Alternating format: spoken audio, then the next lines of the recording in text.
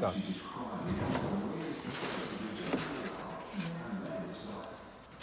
Yeah.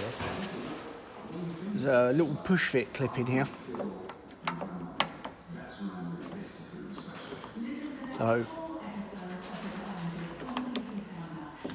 door handle in, push so you can feel the spring come back, and then just literally, so push it in, release the door handle, out, clip off, and then there's another clip in here which you push, and then you can take that out with a bit of persuasion and a trim tool, and that's it. And basically,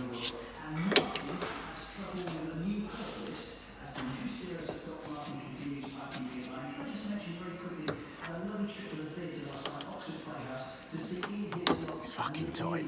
Oh, there you go, and that's it, off.